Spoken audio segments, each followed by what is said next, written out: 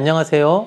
광주 미TV입니다. 난임병원에 내원해서 의사와 상담하고 검사를 하는 게 쉬워 보여도 결코 그렇지 않습니다. 일단 정말 우리가 난임병원까지 가야 하는 건가? 라는 의문에서 서로 일정을 조율하고 합치된 결론을 내서 방문한다는 게 어찌 쉬운 일이겠습니까? 또 최근 난임병원은 산부인과라는 인식에서 부부가 같이 가는 곳이라는 인식으로 점점 바뀌어가고 있어도 어떤 남자분들은 산부인과 방문이 영 내키지 않는 게 사실이기도 합니다. 이렇게 어색한 상황인데도 아내와 함께 난임병원을 찾아주신 모든 남편들에게 박수와 감사를 보내면서 이왕 시작한 것 어떻게 하면 더 빛나는 모습으로 오래 남을 수 있을까? 일상에서 한번 살펴봤습니다. 남편은 서울에서 아내는 전주에서 생활하는 주말 부부입니다.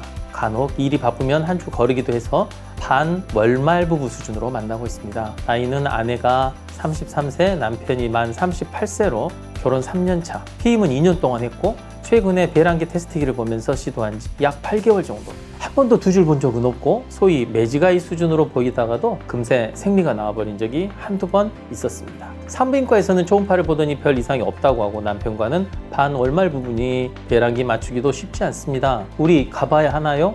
라는 질문입니다. 근데 이 정도 상황이면 난임병원에 내원해서 최소한 두 분한테 별 이상이 없다는 것을 확인한다는 마음으로 검사 정도는 받아보시길 추천드립니다. 가장 안 좋은 것 중 하나가 이렇게 자주 만나지 못하는 상황일 겁니다. 그래서 담당 의사가 날이라도 잡아주면 농담 반 진담 반입니다만 노력이 아까워서라도 해당 날짜에 시간을 내서라도 만나게 되니까 제3자의 개입이 시너지를 낼 수 있다고 생각합니다. 이때 의사의 역할이 바로 아침에 일어나라고 하는 자명종 알람 소리 정도 되겠습니다. 물론 문제가 있다고 밝혀지면 이제 그에 따라서 다음 스텝을 진행하시면 되고요.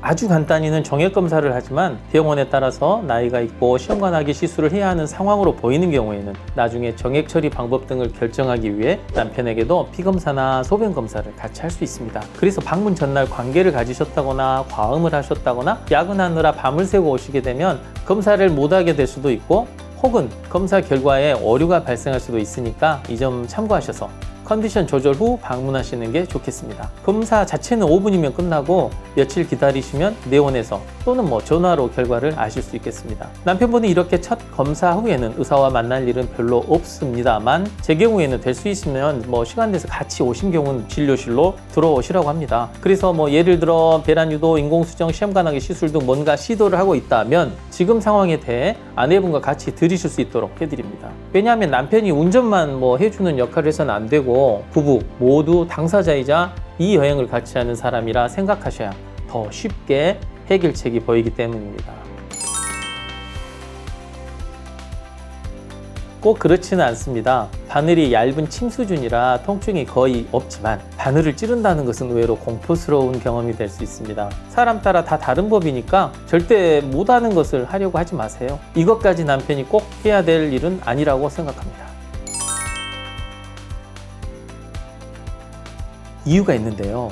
호르몬 주사를 맞는 게 가장 큰 원인입니다. 여성 호르몬이 갑자기 10배 이상 올라가고 원래 몸에서 나와야 할 호르몬들이 배란 억제 주사 때문에 일시에 다 정지 상태에 빠지니까 민감하신 분들은 이런 것을 몸으로 느끼게 됩니다. 게다가 지금 주사 맞고 병원 다니는 상황이 재미있는 것은 결코 아닌지라 이래저래 심리적으로도 복잡하고 부담도 되니 민감해질 수밖에 없는 것이라 생각합니다. 그런데 남편들은 별 생각 없이 평소대로 이거 해주라 저거 해주라 하고 아내가 부탁했던 것들은 깜빡해버리거나 안 해줬으면 하는 것들에 대해 반응이 없으니 점점 속은 부글부글 끓게 되는 거죠. 지금 우리가 하고 있는 이 여행은 아내 혼자 떠난 게 아닙니다. 종착역에 잘 도착해서 기다리던 아가를 만나려면 부부가 같이 손을 잡고 서로 이해하고 도와주면서 가야 하는 길이라 생각합니다. 그런 차원에서 남편들도 전에도 말씀드렸듯이 집안일도 함께 하고 산책도 같이 나가고 아내와 집에 집중하는 것이 좋습니다. 연애할 때를 떠올려보고 내가 어떻게 해야 우리 아내가 좋아할까 하고 아주 작은 선물이라도 고민해보고 하는 그 정성이 아내를 이 어렵고 고단한 하루하루를 견딜 희망을 주는 것이라 생각합니다. 그리고 제가 생각하는 최고의 솔루션은 그냥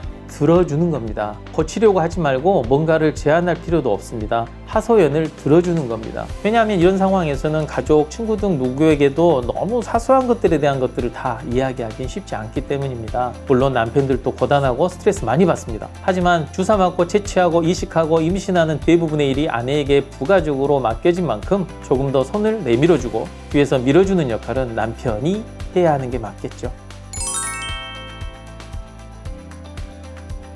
난임병 온 의사들 중에서 남편에게 금연을 좀 해달라는 아내의 부탁을 받는 경우가 정말 많습니다. 저 역시 사실 많이 난감하고 어려운 문제가 되는데요. 정액검사상 이상소견이 있고 그 원인으로 흡연이 지목되고 있는 것은 자명한 사실입니다. 하지만 어떤 남편분들은 그 각자의 삶과 생활 속에서 많은 스트레스를 견디며 어렵게 살아내고 있을지도 모릅니다. 그런데 거기에다 뭘 해라 말아라 하면 남편들도 쉽지 않습니다. 담배가 나쁜 걸 몰라서 피우는 사람은 없을 겁니다. 다만 현실에서 그게 말처럼 그렇게 쉬운 게 아니라는 것이 문제가 되겠죠. 그래서 저는 조금이라도 줄이려는 노력을 해보라고 말씀을 드리고 싶습니다. 아내 보는 데서는 당연히 피우지 말고 냄새라도 없애려는 최소한의 노력을 보여주세요. 술도 마찬가지입니다. 아내도 아예 단번에 술이고 담배고 다 끊고 완전히 다른 사람이더라고 남편에게 하는 게 아니니까요. 서로 노력 좀 해보자는 차원으로 생각하고 그 노력이 눈에 보일 때 뭔가 부부들 스스로도 희망의 빛이 조금이라도 선명하게 보일 거라고 저는 생각합니다.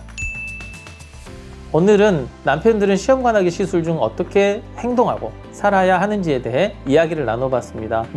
사실 정답이 어디 있겠습니까마는 별것 아닌 것 같아도 의사가 말을 좀 해드리면 그럴 수도 있겠구나 하는 정도로 생각해 주시면 감사하겠습니다. 사람들 모두 다양하고 고유한 각자의 캐릭터와 성향, 성품이 있어서 어떤 일에 대처하는 자세나 마음가짐도 다 다릅니다. 그걸 획일화해서 이렇게 또는 저렇게 해라는 것은 말이 되지 않습니다. 다만 이 영상이 대개의 부부가 겪는 또는 겪어야 하는, 이겨내야 하는 한 달간의 여정에서 서로를 이해하는 조그만 단초가 되길 희망해 봅니다. 그럼 다음 영상에서 더 알찬 주제로 찾아뵙겠습니다. 감사합니다.